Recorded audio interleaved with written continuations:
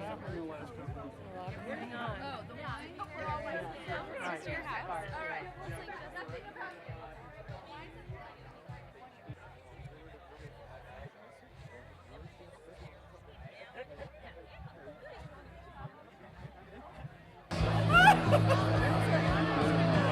Jim? Jim is Campbell?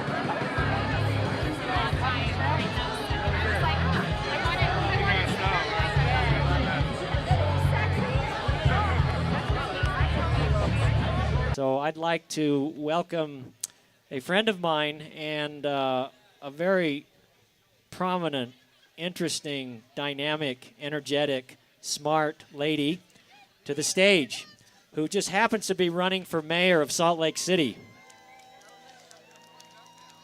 So Jackie, it's time.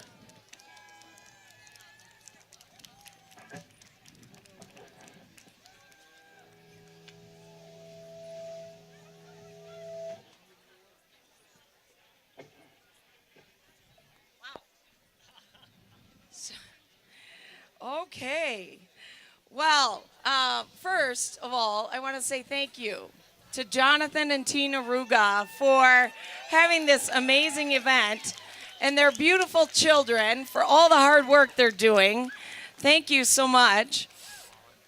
Yep. So I also want to say thank you to Jonathan, Paula Green Johnson, who are my co-chairs for my finance committee, and thank you for the work you're doing to help me raise money. Yay! I also want to say thank you to my staff. Where is everybody? Where is everybody? So Lindsay is my campaign manager, and she is a recruit out of New York City, and we dragged her back here. She's originally, there she is. She's originally from Centerville, Utah, and we met doing politics 20 years ago, and I said, I don't care if you have a law school graduation at Yale, you need to be here helping me. So she came back to run this race, and I'm very excited to have her. Thank you, Lindsay.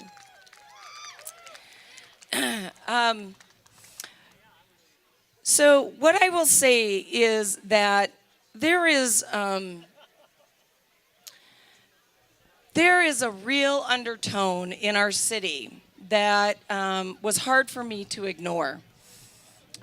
We have seen over the last couple years, or not seen, our mayor. And what I have come to realize is that so much of the mayor's time has been spent in Washington, D.C. And that evolved into where we are today in a situation that arose. And I know so many people want to hear about this story, and it's not really how I wanted to start my day, but I will talk about it briefly, and then I'm going to talk about my vision for the city and the work I want to do on behalf of the residents of Salt Lake City. Can you hear me okay? Well, thank you for being here. And what I can tell you is that a little over a year and a half ago, there were 3 female officers who turned in a complaint of sexual harassment, something that had been going on for 3 years, and they had had it. So they turned in their complaint, and their complaint was sustained. And the chief made a recommendation on what should happen based on that complaint and the findings. Well, it made its way to the mayor's office, where the chief of staff managed it. And it's not clear how much the mayor knew back then or didn't know, because the letter that came out of the mayor's office about this situation was in David Everett's name, the chief of staff, and not the actual mayor. But we are being told that, yes, the mayor knew about the situation back then. So now we are a year or so later, and these women have decided to file suit because the gentleman who was working in the law enforcement agency was allowed to stay on the payroll and get his 20 years so he could retire with full benefits. And the women felt like he should have been fired. So they are filing a suit against the city for how that was handled. Well, now here we are, a lot of pressure on our mayor, and he crafts some very terse language and difficult things that he expected the chief to read and take complete ownership of how this all played out.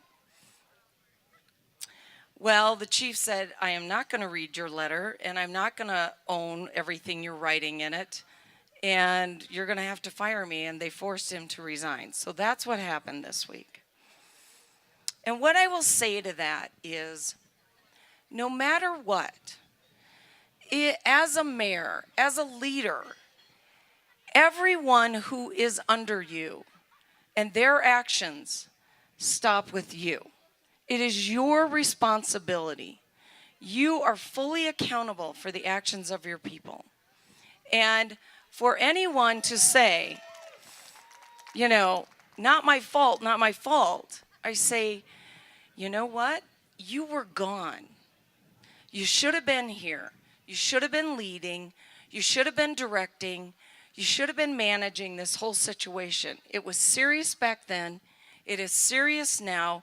And look at where we are today, because you simply couldn't say, I'm sorry, I dropped the ball and I should have picked it up and apologized to these female officers, and we should have handled this differently. That kind of ownership is what leadership is about. Now, for me, part of why I wanted to run for office is because I come with a very strong economic development background. I spent 13 years on Capitol Hill doing work in the House of Representatives on behalf of the people in this community. And I'm very proud of that. I'm very honored by how long I was able to serve there. And during that time, we built such a strong, diverse economy for Utah that when we had that downturn, we were one of the few states that really wasn't crippled by it. We had our tough little window, but we actually fared through that quite well. And that's the kind of economic development mentality I want to bring to Salt Lake City. We are on our 4th economic development director since Ralph took office. And we have lost multiple players underneath that person and that leadership team throughout the years. You cannot build a strong economy if you don't have the right leadership and you don't have the right team. And we need to have that here. We have $300 million in deferred maintenance in our city. $300 million. And the city council 2 years ago said to all of you, look, we want to raise property taxes to help pay for this deficit we've incurred. We're going to do a $30 million deal. And will you please support us on this? And they vote yes for it. The mayor vetoes it. He says, no, I don't want that. They override the veto. And what does the mayor do? He spends half the money on salary increases and leaves the other half to help with this deferred maintenance problem we have. So how do we feel about that as taxpayers? When we were told originally that money was going to go for maintenance and it went to salaries, or at least half of it did. That, again, is not good leadership. It's certainly not fiscally sound, and it is not conservative in how we should be managing our money. The other thing I want to say is we have been in a situation, I think, that has created a more divisive community than we've ever seen. You see all these bike paths on the east side of the freeway.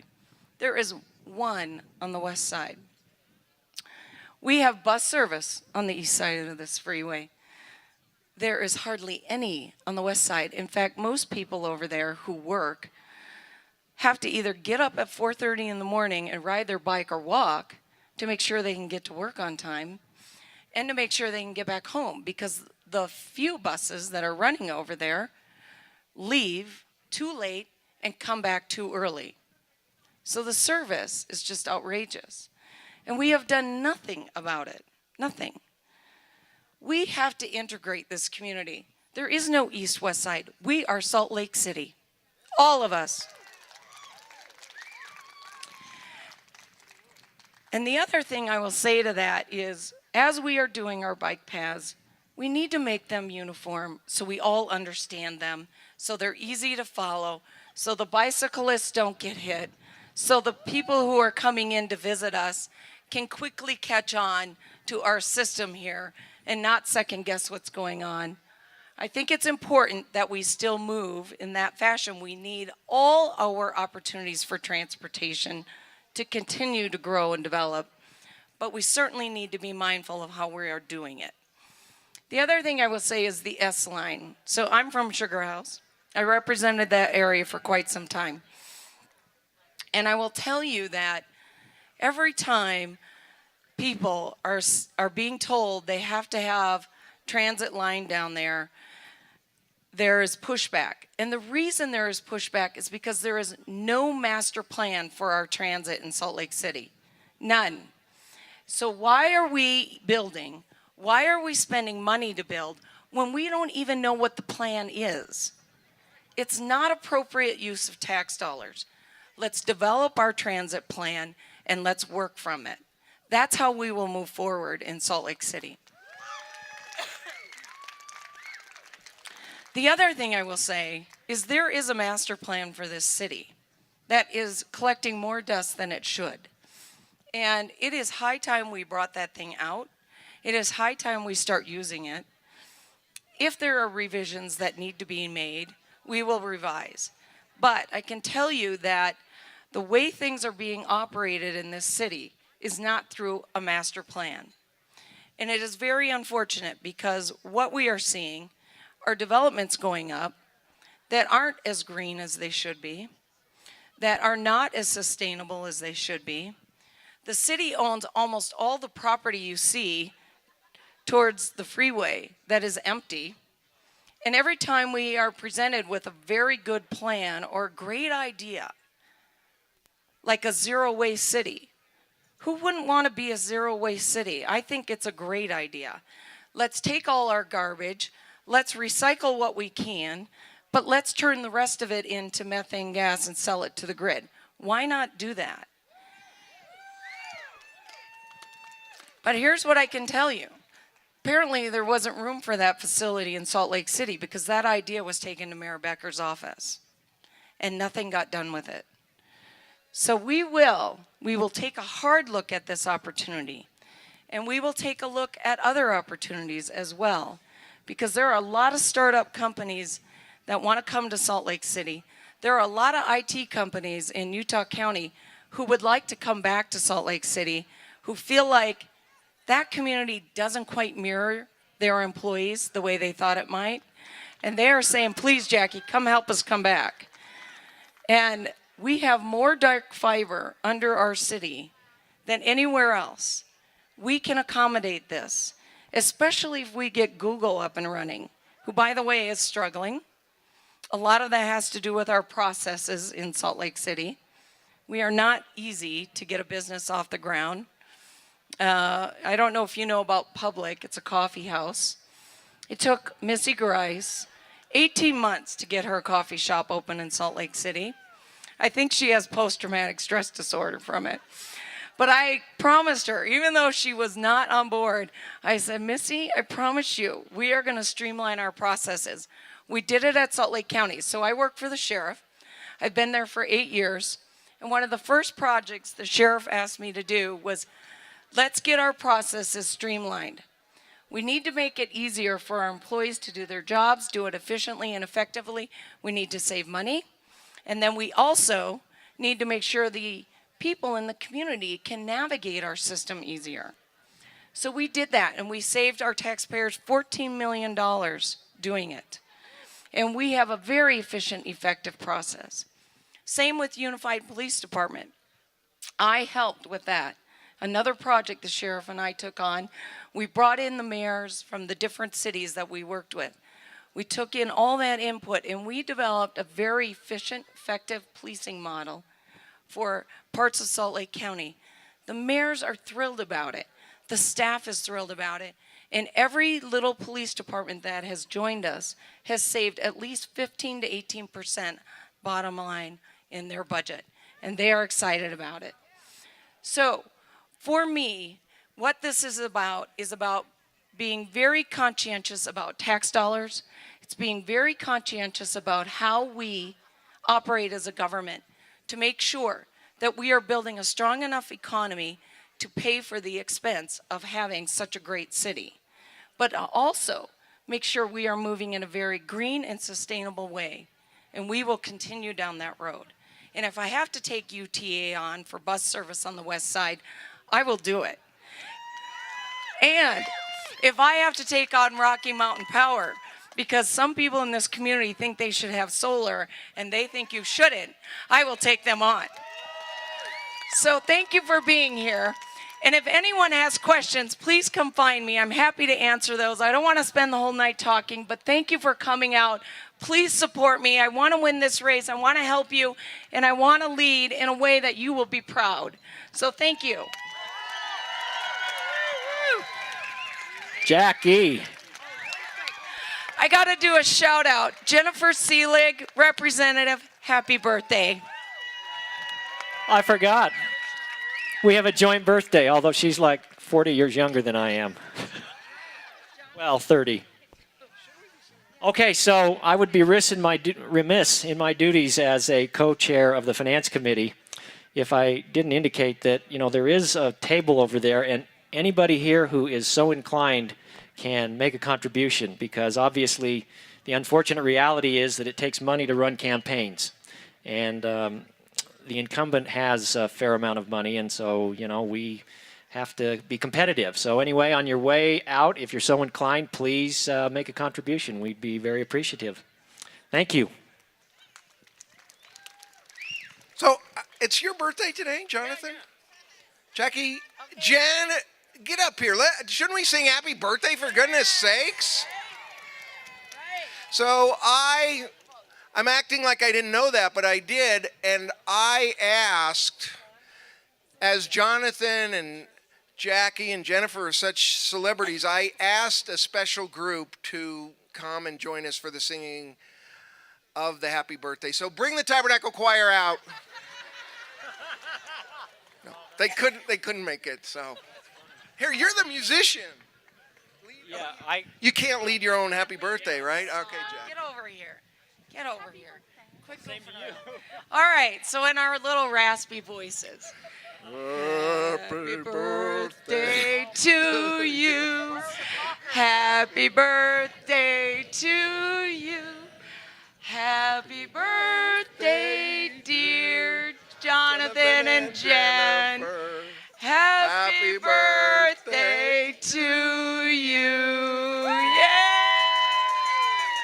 So remember the money. That's why Jonathan asked me to come up. And the way I see a lot of these auctions, so why don't we try it that way? Who'll give $100,000? No, come on, don't be shy. Come on. All right, $50,000. Oh, it's illegal. Hang on. Jim indicated that he's going to match contributions up to $100,000 tonight. So, thank you, Jim. Anyway, it does take money, so please donate some on the way out. I want to announce I'm not running again, so. Okay, we're appreciative of that, too. Thank you, Jim.